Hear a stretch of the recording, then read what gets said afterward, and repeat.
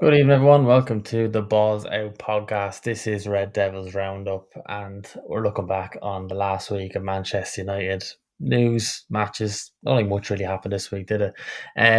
If just a quick touch on Thursday night show, we had Paul from FC United Manchester on. So if you missed that show, the link for that show is in the description. Take a look at that. It was very insightful and interesting.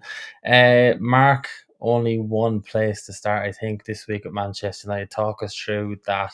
Talk us through your emotions on Thursday night. We'll get into the game more in depth and break it down as we go, but just the overall emotions from Thursday night.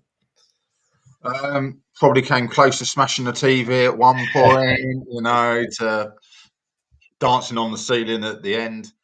It's what football's all about, isn't it? That is what football's all about. I'm very much a believer of you just keep fighting until the last kick of the game. But yeah, the heart was going. It was pounding a lot. Where do you start? 2-0 up. That's probably a great way. I thought we started poorly, and then all of a sudden 1-2, and I was like, "Oh, right, here we go." And then the game evolved into the mess that is Manchester United, really. Yeah, you couldn't really see it coming, could you? Because like you touched on there, we started out. It was one of the better performances the first half that we've seen under Amarim so far. Very controlled. You could see the tactics in place. That direct diagonal ball was utilized a lot. Dallow's goal came from that the diagonal ball. And at halftime, like you said, 2-0 up, you couldn't in a million years envisage what was coming. And it just turned into pure anarchy. Yeah. I think we can safely say we all expect to concede a goal. Yeah. So I know we needed a third. But what is it with Manchester United in half times? It's either we're really poor in the first half, bollocking at half time, come out play well, or vice versa. And that's what this game was. We sat into a defensive formation. I'm thinking, oh, great, he's going to sit back. Man City, Liverpool, here we go. Sit back and invite pressure and go for the counter. And then we scored one. Then we get the second. Half time goes, you're going, right, this is it. We're off to the races. And yeah, half of them stayed in the changing room. Maybe we'll touch on it a bit later, but I do think there might have been a reason. Now we know more of the details of what happened at half time with the players, but their heads might have been elsewhere. So that's one thing I will say. They maybe had to get their heads back in the game. But yeah, you touched on it there. Yeah, we'll talk about that in a few minutes. But you touched on it there. We had the 2-goal lead at half time, and we just kind of needed that third goal. And I remember even thinking back at the time, looking back to the late equaliser last week in France, and thinking, God, if we had a 3-goal cushion now, this game would be gone. Leon's head would be dropped. But it's true what they say: a 2-goal lead is the most dangerous lead in football, and we had the chances. The game should have been dead and buried by the time. We should have been 4 or 5-0 up by the time Talisa got that goal. 100%. Garnacho. Right. Let's talk about the first goal. Everyone gives Rasmus Højlund all this stick. He's not a goal scorer. He's not this. What he did for the first goal to create the space is not a normal striker's movement. And he did that. He's got no chance of scoring at the moment. Everyone's written him off. So I'm going to make a run to the front post to create the space. He checked his shoulder before he made that run. So he knew Ugarte was coming. Taps it in. Yeah. And then you get Garnacho, who does that turn. That turn was world class. To knock it off the pitch. I see so many players try that, and it goes 20 yards away from their feet. Yeah. Two players out, squares it. But then why does he not square it to him about 10 minutes later, which would have put us 3-0 up? He goes for the shot at the near post. Yeah. When Rasmus Højlund would have had the tap in. It's almost like they don't want to pass to each other. I thought they were good friends. Him, Mainu, and that, but they were made this. Or was that just the club? Was that the club putting that out? Oh, that picture's iconic. The three of them sitting on the boards. They don't play like they're good friends, because I can tell you now, all my mates I've ever played with put the ball on a plate for me, no matter what, because it's my job to score the goals. But that's not happening for him. It's always getting pulled back behind him or a shot taken. And then there was another, which would, you're right, 4-0 at half time. And you're just like, who was it? Bruno coming in, wasn't it? He could have I thought, delayed that pass outside of the gone to shoot. Just a slight way, and then just tap it, and Bruno would have walked on to the end of it, or the defender puts it in his own net. Yeah. So he does it one time, and then he thinks he's got to score himself. I think that Yeah. sums the first half up right there.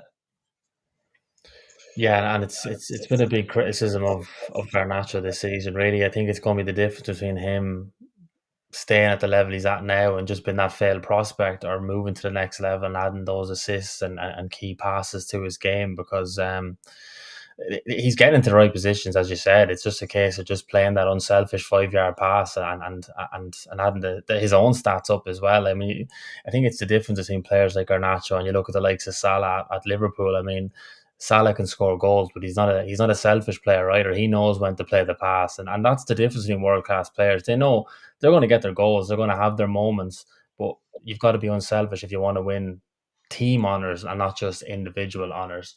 Yeah. You said there earlier on, you knew we were going to concede a goal. We just don't keep clean sheets. No. And unfortunately, when we did concede that goal, it was still 2-0. And I think everyone in Old Trafford and everyone watching that game at home knew exactly what was coming, because this team, they're just so mentally fragile. They just have the leadership on the field just evaporates when they concede a goal. You can see it, the heads drop. I mean, I was looking at a few of the players. It looked like the game was dead and buried. We were still 2-1 up. It's absolutely crazy. And you just knew. There was no real shock when that equaliser went in from Taliafico. No. Both their goals. I'm watching the game, and all I'm hearing in my head is because they're just all over the place, chasing the ball, running around, running into each other. Mate, I don't know what was going on. But like I say, if we address the fact that before that happened at halftime, two players, not one, two players have family issues. One of them was about to walk on the pitch.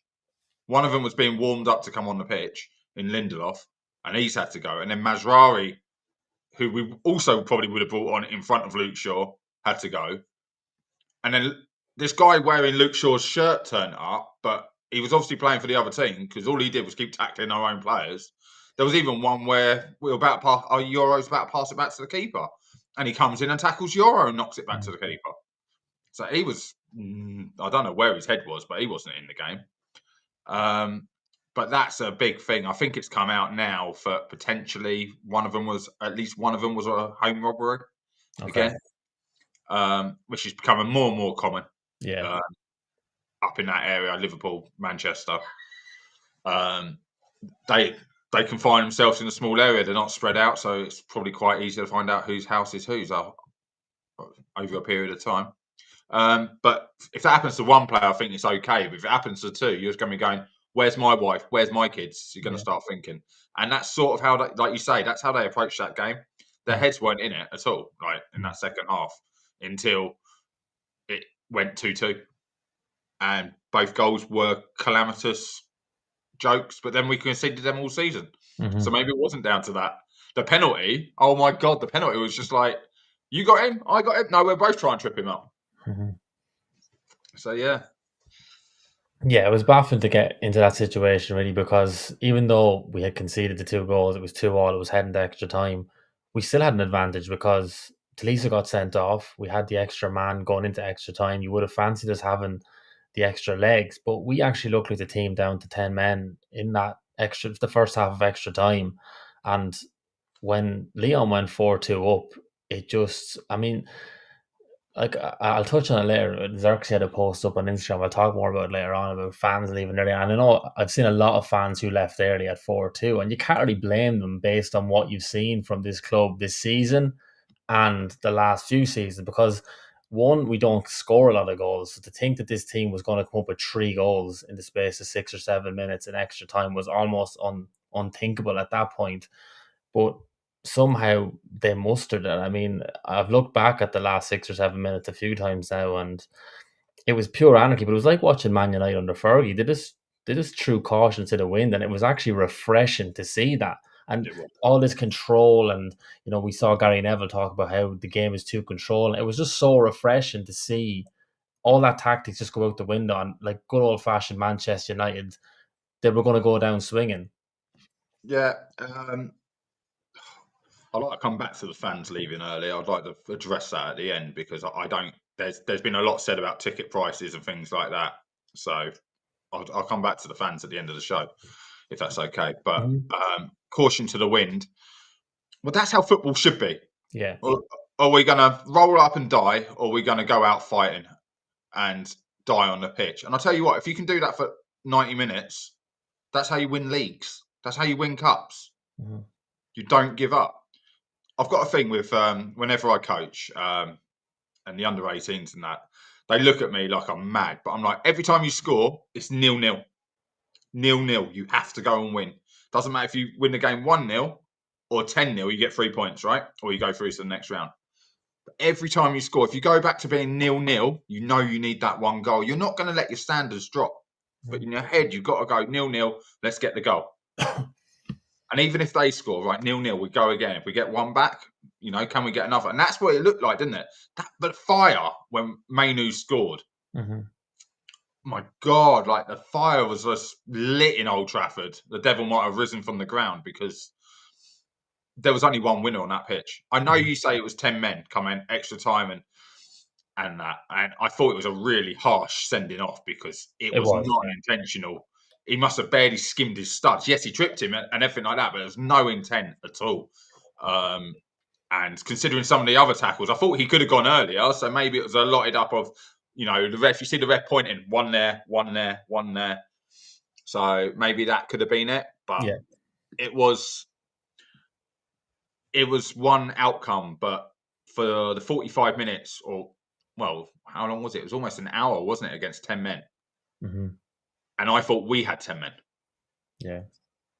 So what was it 5 goals in extra time, but weren't all 5 in like the second half of extra time or just before? Almost. One Let me just see. before, wasn't it? Yeah, 114 yeah. or something like Turkey that. scored at the 105th minute. I think that was just before the end of the first half of Yeah, extra time, and then the rest came around 5 the second. goals in 15 minutes, Yeah, yeah, basically.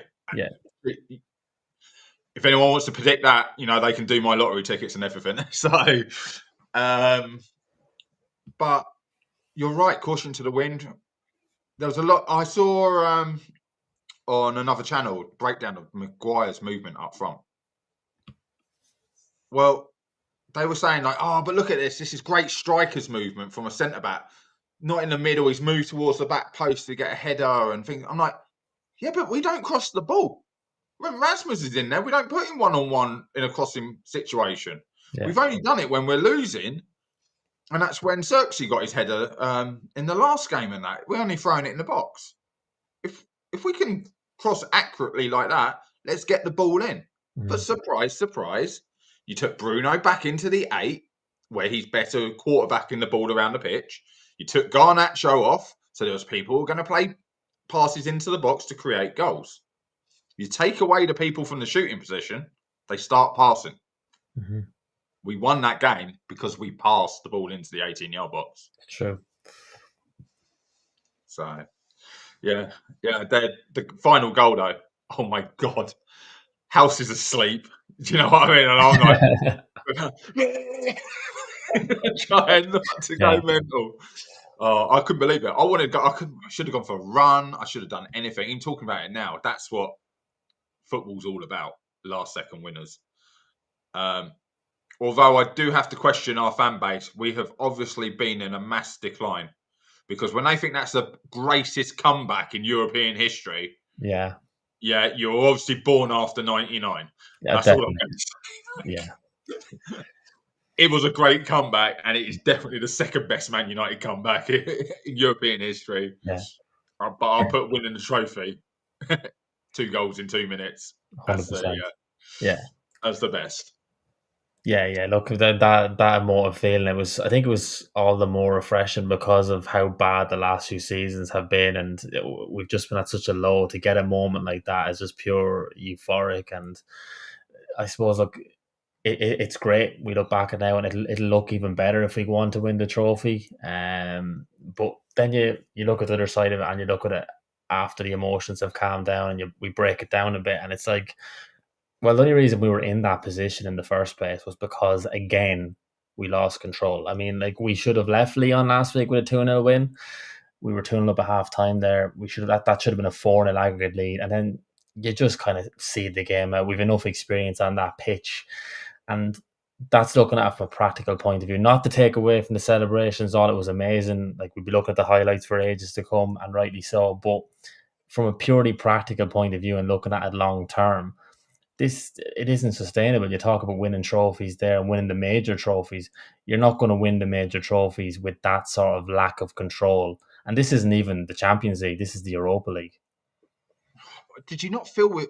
I know you say like we threw caution to the wind, and maybe it's a change. I felt we still controlled the ball. Mm.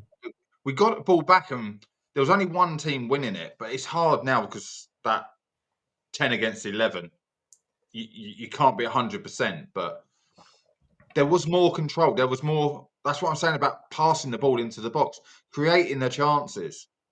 You knew if the ball was going into Maguire diagonal, Mainu was coming in on the other side. So if he missed, there's a chance that it gets headed back across goal. This movement isn't there in our normal games. I thought in the first half, well, until he came off, Rasmus was exceptional. There was one where he's turning them around the corner for people running onto him, but he's on the halfway line, turning it around the corner and playing someone in. But no one's playing him in round the corner. Do you see what I mean? There's never another pass coming. Yeah. So that means we only get to 25, 20 yards out before we really need to shoot or we're likely to get tackled.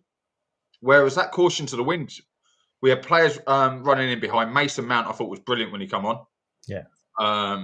He was the only one really penetrating. And then we had, like you say, Mainu getting in there. And I love him in a 10. Me and Nathan were talking about it the other day. I would have Mainu and Ahmad with Rasmus up front. I think it would be a great front three. Or Mount, but with Bruno playing deeper. Because I just think he's got that passing range. So, yeah, it's hard to see, but it's good to see. But have you not noticed we've done that a few times now? So why is that not coming in the league? If we went out in the second half of 0-0 and they played like that for the whole second half and we lost the game, we'd probably be still pissed off as fans for losing, but you're back the team. You're like, yeah, they're showing fight. They're showing that they want to go for it. Where was that against Newcastle? Yeah. Will that fight be there tomorrow?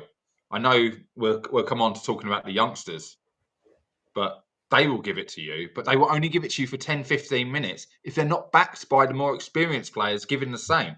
Otherwise, they're going to be, hang on, and am I stepping out my lane, trying a bit too much? I'm going to have to come down to their level because they're the experience. That's how a young mind will think. Because if they want to keep their spot, you're going to have someone having a go at you. Bruno will probably play, and we know in his weird way to the fans, it looks like he's always chipping away at people, having a dig at them when they do something wrong. There's the clapping of the hands, but it's get back, in your position, but he's the one out of position. So, yeah, we'll see. But I hope that fight's coming next season.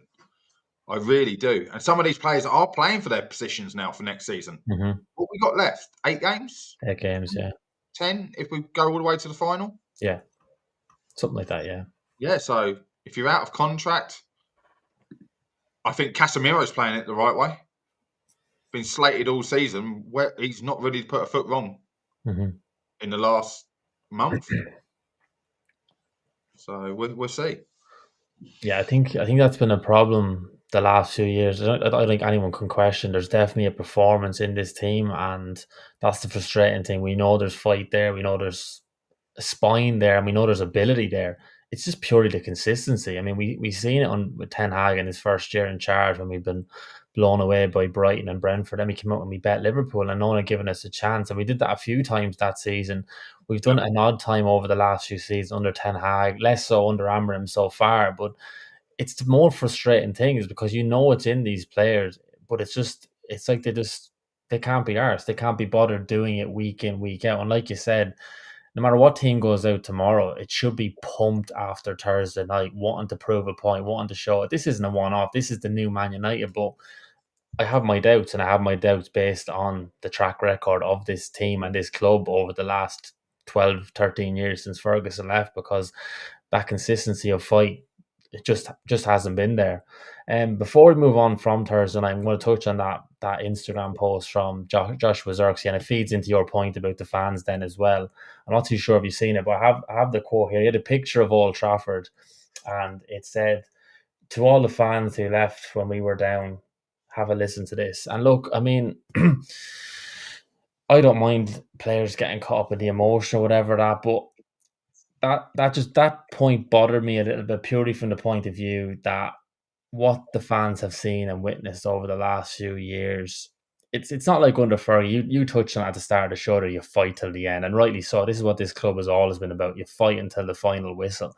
But that fight hasn't been there on the pitch for so long now. I think to put I don't know, a tweet, an Instagram post out like that, question the commitment of some fans. It just doesn't sit right with me. You might have a different opinion on that, but for me, it just doesn't sit right with me that players have that audacity, considering the season that we're having, to question fans' loyalty. I think every fan was within their right to leave when we were 4-2 down in extra time, because they've shown nothing this season to prove they could have turned that around. Okay, ultimately they did, and it was amazing. But I just think it's a bit. It just doesn't sit right with me. I don't know what you think of that. Do you know what? It is very hard to talk about because I get it. Like you just said, you're 4-2 down extra time. Yeah. If there's one club in history that tends to come back, it's us. Like in England, for instance, we're probably, Fergie time is the saying, no matter what club it is, that someone scores in Fergie time, right? So Yeah. there's the history there for that. But we have got marches and everything being put on for raising ticket prices, for doing this, for doing that, and people would die to have those tickets. Mm. Yeah, I can't get a season ticket. I've got friends who have. I go to their midweek games, or my brother will go to the midweek games, or my nephew. But that's because they're like, I can't get up there on a Wednesday. Yeah, Mhm. valid reasons for not going. We resell the ticket on. We now know we're going to have to pay £60 for that ticket instead of whatever it is. Yeah, for the resale. Yeah. But European nights, we were out by scoreline, but we were never out the game. We Mhm. were still showing chances, and I get it. It went in, and I can't question fans' loyalty because I do know about travel arrangements. Okay, so there's that to take into account for a lot of people don't talk about. Like you, obviously, I live down in Brighton. We were out in Brighton last Saturday for the girl's birthday. They were playing Leicester, and we were there. And a train came in, bang on 5 o'clock. There was no way those fans left at final whistle. Okay, so they leave early to get the first train out of Brighton. Yeah. So you plan your route. So extra time, people will look at it going, look, I've probably already got to go. Some people might have gone at full time and we hadn't noticed. Yeah, because they got to get home. You got work the next day, or Yeah. God knows where they're coming from. Some have even got a flight back to a different country. True. Okay, so there is that. Some videos have gone viral of them walking through the Munich tunnel, celebrating in the tunnel as they see the goal going in on the TV screens in the office. And that's the one which sort of gets me. It's like, well, you haven't left. You're going back towards the car park. You've seen that. And then people were coming back in after the first goal. Yeah. It's like, well, stay. Do you stay? Do you go? It's all in your head. But I don't believe in it. I believe in we back them till the end. We say United till I die. You think of all the songs that these fans sing, and yet we have to back them every second of every minute on the pitch. Because as soon as we start giving up on them, we can't criticise them. We can't criticise them for not giving it all. We have probably the best away fans in the league. I think, Definitely. yeah, and they're there till the last second. Yeah. But we also know, thanks to Roy Keane, it's always stuck there, the prawn sandwich brigade. Okay, a lot of our fans at Old Trafford, and a lot of people, whoever sees this might not like it, but a lot of them are there, hospitality tickets, and they're there just to keep that ticket and sell it on. So certain games they go to, but they need it in case Man United become the superstars again. Okay.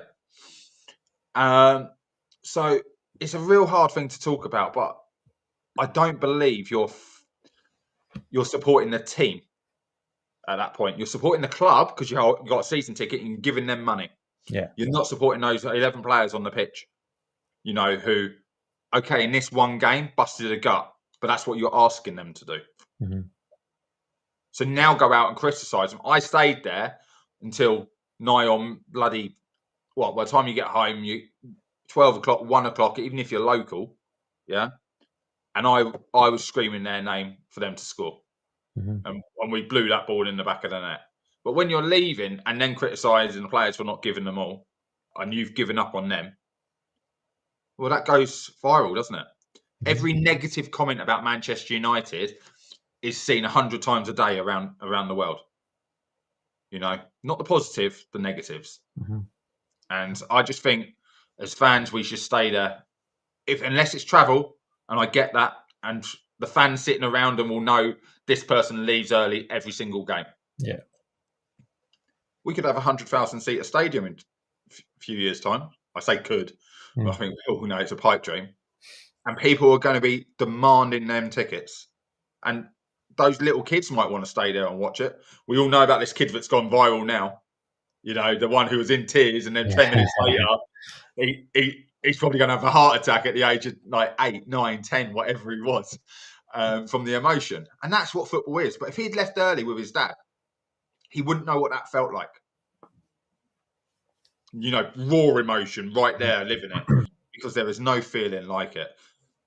Probably the only better feeling is being the player on the pitch that it's happening to. The fan is the next best one. And I've lived through them from both sides of the boards, if you like. Being on the pitch and that, and I just say to all fans, doesn't matter what the score is, 4-0 down, stay to the end. Mm-hmm. Have your say at the end. I'm not saying boo him off the pitch, but at least you stayed. Yeah, let your voice be heard. 75,000 voices booing them off the pitch because of poor performance means a hell of a lot more than 30,000 because the other ones have gone home. Mm-hmm. It's a bit of a rant, but I just don't like it. I never have done. I never will do. But I do accept travel as a reason, because in this day and age, it's so hard now. Yeah.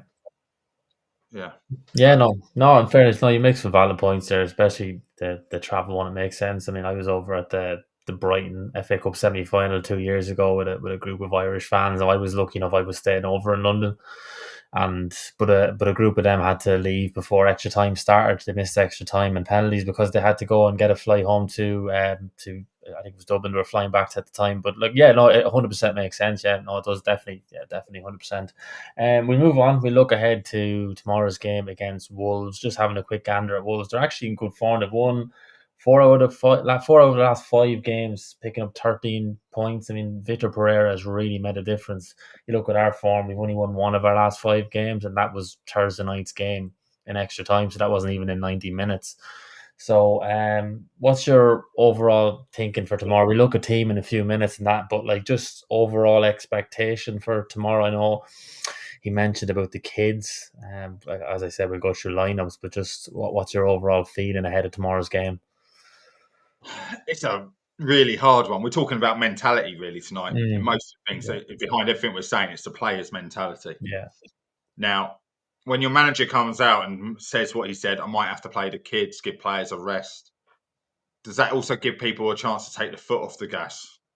Oh, I'm a bit tired today. I'm not going to give quite all my all. I need a bit more of a rest, which is fine in training. But as I've just said, turn up at the game, give your all. But then we could have another Xerxes moment, pulled a hammy, out for the season. And I was trying to find, before we went live, I didn't quite get round to it, the starting lineups for the 18s and the 21s. Because of the rulings on that they have to have 7 days clear between playing for one of those teams or the first team. So if they're in the first team squad, they can't play for 7 days either side. Yeah. And I really loved what Amarin said about Obi.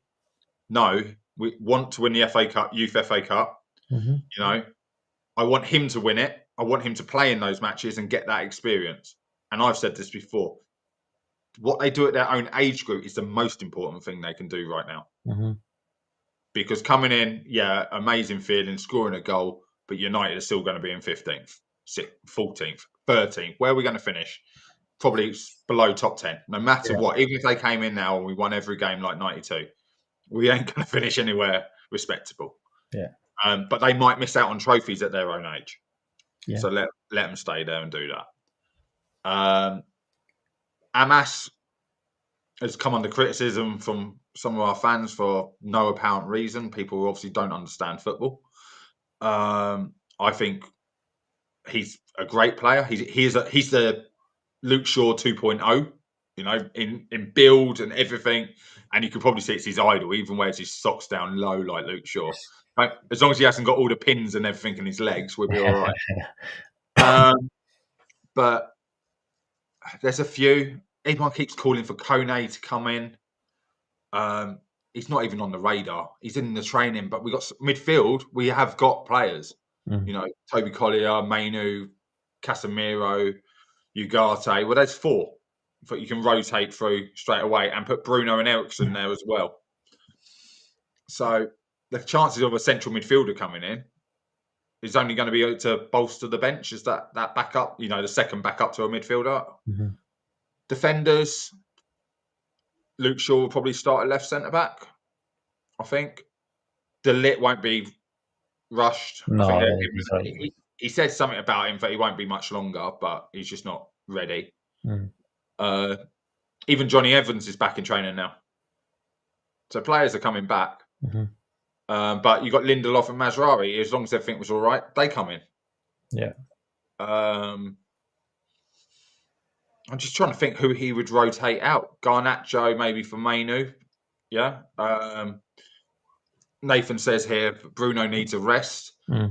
Bruno's needed a rest since about 3 years ago.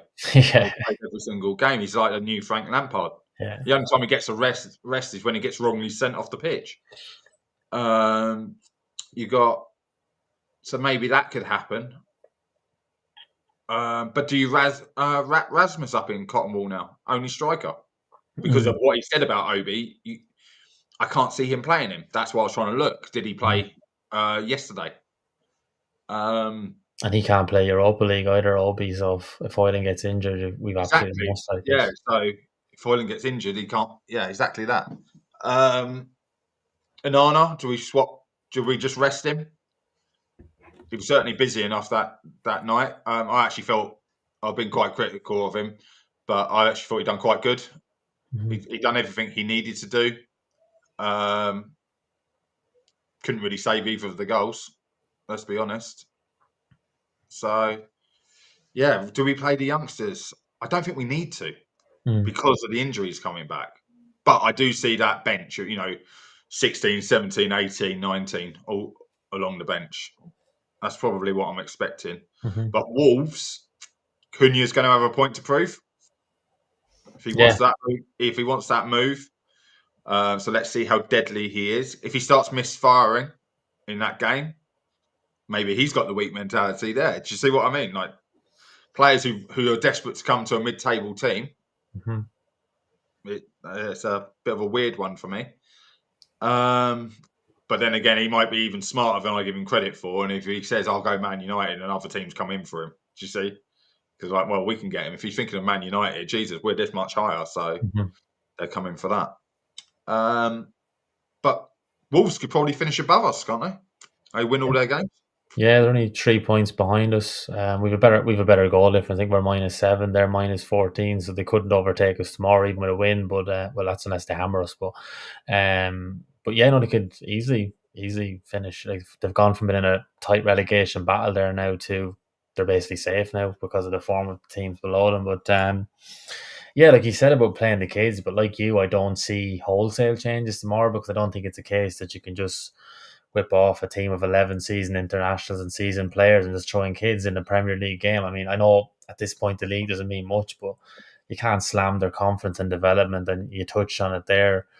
it's important their development at their age group, because we saw what it did for the likes of Garnacho when he won the FAU Cup and the role he played in that. He's still a bit inconsistent, but he's 20 years of age. What 20-year-old isn't inconsistent, bar the really, really, really special players? So, like, it's important that we look after these players too, like that. We're not playing for anything. So, yeah, and like that as well, after tomorrow's game, we don't play midweek. We're not playing again until next week, so there is a period of rest during the week. Despite I know we played 3 days ago, well, 2 days ago now, but it'll be 3 days ago tomorrow.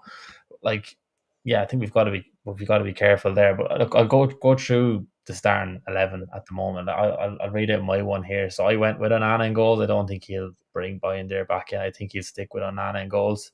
To be fair, and like you said, he wasn't at fault for any of the goals the other night. It was a solid performance from him. I think he'll stick with Dallo at right wing back. He's proven for all the criticism towards him, he's very fit and he's very available. That's one thing I will give him. He's very much available. To be fair to him, I think the centre back three will be Yoro, Lindelof, and Shaw. I think Shaw will get his start. And I think Amas will start at left wing back. I'm like you. I'm really impressed with Amas. I think he was very good in pre-season. And considering that was such a weak position, for probably our weakest position on the pitch, I was shocked that Ten Hag didn't give him more of a chance, because it really would have made a difference to our attack, I think. Midfield, I think, would be Ugarte and Ericsson in the holding midfield roles.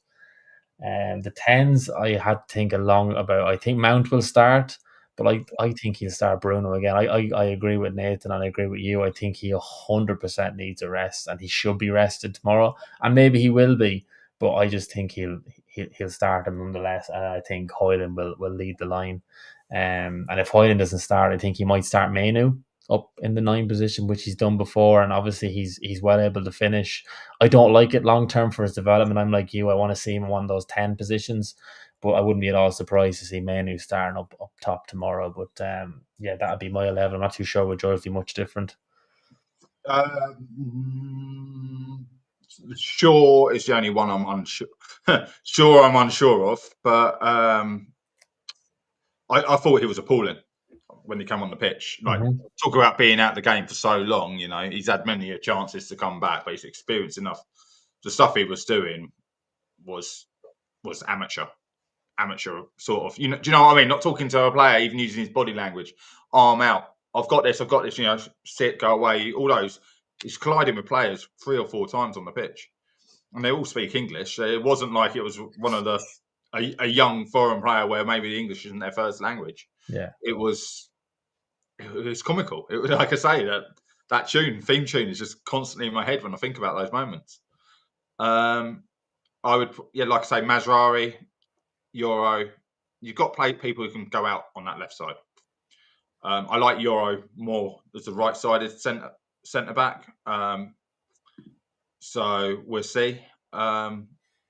Maguire going up front. I think Maguire's definitely not playing, so I agree.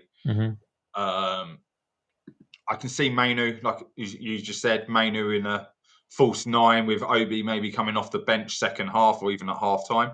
And Rasmus doesn't play at all. Because you've got to look at the players he took off and when he took them off. So when he made the subs for, I think 3 of them came off before we even conceded. So at that point, he was thinking, rest the players, we're 2-0 up. That's what I had in my head. Now, then I was like, fuck, get back on the rolling subs. Do something. But because I thought the subs being made is one of the other reasons we lost control of the game. And I think it really showed. Not from what they came on, it just changed the structure of how we were playing. He took Casemiro off, didn't he, and dropped Bruno back. No, he took Ugarte off. Ugarte off, off. So that was already the rest for the weekend. So I think you're 100% right on that. Like I say, took Rasmus off, but now I would like cotton wool around Rasmus. And I can't think who. And obviously Shaw came on, didn't he? Who did he come on for? Mazraoui. Doku went off. Amas came on the left, didn't he? So Doku was rested. That was another one that was done before. And Shaw came on at half time for Mazraoui, wasn't it? Mazraoui went off. Yeah, for whatever had happened, Mazraoui had to leave. Yeah. So Yeah, I think you're right. I think your team's probably pretty much spot on. Hmm. Like we say, it's only that Mainu, what he does with Mainu. Yeah. I would rest Bruno. He Yeah. could play Mount, Mainu, and Obi up front if he bloody wanted. And I Yeah. tell you what, it'd be welcomed by the fans. That'd be tasty. Yeah. It would, but would Mount make it to half time? Yeah. That's Yeah. that's my only worry about that one. Um, but yeah, as for the game, yeah, they've got to take it in, haven't they? They've got to take what went on that night, all that passion, all that togetherness. That's what I felt. Really, that's probably the best way to put it. At the end of the game, I felt they were together. Hmm. Um, and there hasn't been many times I felt that all season. But they played together as a team. They won together and they lose together. Hmm. Been very individual until Thursday night. But one of the oldest sayings in football: you can't teach winning. This is why these 18s have got to play and win their tournaments and do Yeah. their stuff, because you can't teach that. No. It's a feeling and a belief you get, and it's a feeling we've lost from the club by losing all our old players and not bringing in any experienced winners. Our most experienced winner is one of our most slated players at the club in Casemiro. Hmm. And that guy gives his all. Yeah. He might be. He's not overweight. I've seen him without his top off. He is ripped, but he is stocky and he can't run. His legs are gone. Well, let's utilise that. Let's Hmm. sit him that deep, but he doesn't do anything. So, but as Titanium's just said here, he'd play Obi. We're just trying to explain if they've got a match that he needs or has played in, the league doesn't allow it. He has to be cleared for 7 days from that kickoff time. Hmm. Actually, I think it's even that day, at midnight that night. I don't Yeah. think it's even time of the match. I think it's when the clock strikes, say the 20th today. He's got 7 days, so he can't play till the 28th for the first team. Hmm. So Yeah. Yeah. And like that, I think one thing the club has been guilty of since Fergie left is probably overplaying our prospective youth players. I mean, Garnacho was definitely overplayed last year. He did really, really well, and but he was overplayed. And like you want him kind of been introduced periodically for a more experienced player in an ideal world. And Manu the same. He ended up going to the Euros and was definitely overplayed. And you see this year, then he was out for what was it, about 6 weeks there with a muscle injury. And yeah, we've seen this for years, especially with English players. I mean, Rooney was the victim of it. Like his career was ended probably 3 or 4 years too early, purely because he was overplayed from 16 years of age. And it just happens these players just aren't looked at. That their ability and potential is seen, and they're just played and played and played. And that's the last thing you want to see, because we've got some very good young players there now, and we really don't want to be overplaying them or putting too much pressure on them, because off the pitch, as well as the pressure on the pitch, off the pitch, it's just toxic now. And you look even back at last week and the analysis, I use the word analysis very loosely, by Henri and the likes of Euro. I mean, going in on a 19-year-old kid for looking at the linesman checking for offside. I mean, I played at the back. The first instinct you have if you can see the goal, you look to the linesman, because you're looking for a reason for the goal to be ruled out. Once it hits the back of the net, you look at I the don't linesman, think you he's look at even looking for the linesman. I think he's looking for that left-sided wing back. What he potentially. should have been calling him, telling him step, Yeah. calling the line. I think that's what he looked across for. Mhm. But like you say, yeah, of course he's going to look across. Yeah. It's just a instinctive reaction thing to do.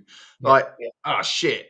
Like, I was hoping, I'm hoping. That's what it is. I'm hoping that flag's Mhm. going up. Yeah. But Henri doing it on live TV, I hope there's a bloody public apology, because I don't think he realised he was quite mocking him in Yeah. what he did. Mhm. I think it's the way Henri talks, but when you watch it back, Mhm. it wasn't nice at all. Yeah. And like you say, it's a young player. Yeah. Garnacho is a young player. But I Mhm. have to go in on him because he's Yeah. our first choice in that place. Yeah. So he's getting all the minutes, all the experience. Yeah.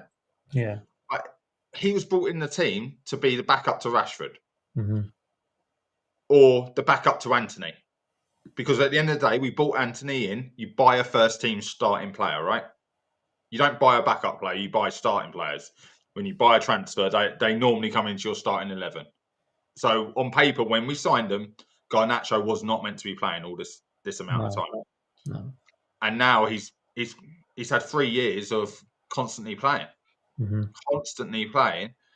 which means he's going to get a big ego. He's getting the bonus. He scored some wonder goals. He got last year's Pukas award. Yeah. I always pronounce it wrong. So you look at him. He wants to be the next Ronaldo. He's even wearing the signature remakes of Ronaldo's iconic boots. Well, he was until he's lost his night contract. But it's that's what Man United's become. Social media FC. And so their egos are huge. Mm-hmm. And there's so many players around. That's why I really like the look of this Dorgu. Seems quite grounded. Yeah. Some players need their social media accounts taken away from them because what Rasmus put, Jesus Christ, what was he thinking Yeah. about talking about semis? That's just unreal. When I had to read it about 3 or 4 times. But yeah, some of the comments, like you said, and that's what you went back to earlier, alluding to. You just like think about what you're saying, lads. Yes, Yeah. you're allowed to, freedom of speech, whatever, but it will come back on you tenfold. Mm-hmm. And they can't deal with that, and they don't have the experienced players. I watch pretty much every episode of the Overlap, not because I'm a Gary Neville fan, but the honesty that comes from these players. Same as when you watch Rio, when they talking to ex-pros, the honesty. Wayne Rooney has said, I see them there, they're doing extras, they are doing it. Right, club, put a video out, show that. Mm-hmm. Put a statement out saying, actually, in the press conference, when this player comes up, well, I'm going to correct you all now. Mm-hmm. You're saying he's not scored. He's trying everything. He's there before training. He's there after training. Where's all that gone? Because when I grew up, that's all I ever heard as a player. They do extras after. Mm-hmm. Bobby Charlton was famously told so many of the players, I think even it might have been Cantona, about kicking the ball. The best training tool he ever had was a wall. Kicking the ball against the wall. One touch, left foot, right foot, left foot, right foot.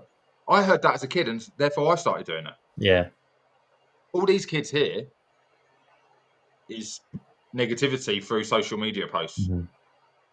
So, as a club, as our job, put the positivity out there. Yeah. When it's, you see these channels that get invited now to film the training. And everyone's like, oh, we're at training. No, you're filming a fucking warm-up. You're literally filming a rondo because that's all the club will allow you to film. Yeah. And that's just players walk out onto the thing. First of all, get a ball moving before you even do your static stretching or anything like that. Just warm the muscles up, doing a little rondo. And then it cuts off. And I've seen that from 5 or 6 different creators that have been there. And it just makes me laugh. It's like, you have no idea what it takes to put on a training session. And that's all that is. Yeah. So, yeah. Yeah, and it's funny as well because I've seen a few times now the screenshot of Amarim, and it's like, look how far Amarim is. How is he observing training from there? Well, like you said, he's not observing training from there. The players are being warmed up before their proper warm up, and then he'll get involved. He's literally mentality. He's looking at them. Are they switched on for this training session? Mm-hmm. I can tell you straight away from the ones, who are trying to nail a ball at someone from point blank range. Me and my other coaches, we don't even allow rondos because they piss about, at certain ages. But these guys are the creme de la creme. Like, don't get me wrong, you ping a ball at them, they still kill it dead. You can actually nail it at them. But that's where I say people trying to emulate bad. What they see is bad, where actually we should be putting out the good content, good videos, good training habits, and emulating that. Yeah. We'll see it all in a few weeks when we go out to Thailand. What is it? Thailand? It is Asia, isn't it? Thailand, I think. Yeah. I'm sure it's Thailand. Which I could do a whole show on how bad that's going to be for us for next season. We're going to get players are going to get a 4-week break. After that match, they fly to Thailand, play 2 matches, 4 weeks off, come back, meet up, and then you're straight over to the States within 1 week of coming back. Yeah. It's horrendous, and that's the club needing to make money. Yeah, it's a lot of money from that. A lot of money from that, but because it will all go in their pockets. Yeah, it's a pathetic state of affairs that this is where we're at. Like in the search for money. I mean, it would have never happened to Ferguson. Like you said, it's going to have a massive knock on effect. I think next season, and then you couple into that the Club World Cup as well, and the teams that are involved in that in the Premier League, and the knock on effect that that's going to have next year. And then you're going into a year with a World Cup next year. And it's just absolutely ridiculous. But like you said, you could do. We probably will do a whole show, and I will talk to Nathan about doing a show like that at some point. But before we leave it there, Mark, predictions for tomorrow. Then, what do you think it's going to finish up like, or goal scores? As always, I like to give two predictions: what my head says and what my heart says. My heart thinks we could probably win 2-1. Yeah. Mm-hmm. My head says we lose 3-0. No, just purely like I said, it's a mentality thing. It's this whole I've got to rest. I'm not going to give 100% because I've got other games coming up. We haven't got a game for a week afterwards, so I get a good rest. Wolves are in form. Cunha's got a point to prove. Mm-hmm. I said it before in the Newcastle game. They had a point to prove. Their manager was in hospital. Like, we're sitting ducks. We're there for the taking. Any team can see that in us. Mm-hmm. They know now. Every team playing us in the Premier League is going to kill us because they're there for the taking. They are focusing on one thing and one thing only. They're going to pull out of tackles. They're going to, it's weak mentality, but sometimes you have to change your mentality to win. Mm-hmm. So Yeah, I'm like you. I'm like you. I have my heart prediction and my head prediction like that. My heart is telling me that the players will hopefully feed off that energy from Thursday night and go out there, and I'd like to see a good solid like 3-1 win or something like that. As good as Wolves have been, like we should be beating Wolves at home, but I think the last time we played them was the opening day of last season, and Varane scored the winner. I think Wolves had something like 26 or 27 shots on our goal. I think that was the beginning of the end for Ten Hag. But Banana punched a player in the face and got yeah, away with it. yeah, that one, yeah. Wolves are to spank him. They have played us a handful of times and we have robbed them of the win. Yeah. Right? And I do mean holding guns to the back of the head, full on robbed. Yeah. Because we have got out of there somehow with 3 points in many times. Crazy. But heart says 3-1, but I think ahead is just saying a struggling 1-1 draw, I think, tomorrow. I'm not too optimistic. I think it'll have that real end of season vibe where the players are focused on the Europa League, and this is just the players' heads are on the beaches already in terms of the league. And I'd like to think they can get it up for tomorrow, but I don't think they will. But look, we'll see. That's a 2:00 kickoff tomorrow. But look, for 53 minutes, and I think we'll leave it there, mate. Thanks everyone for watching. Everyone getting involved. Keep an eye on our social, because I think Nathan will be back with his show either Monday or Tuesday night. But look, keep an eye on the socials, and we'll let you know. But look, Mark, thanks for joining me. Everyone, thanks for getting involved in the comments. Thanks for watching, and look, we'll see you again soon. Take care.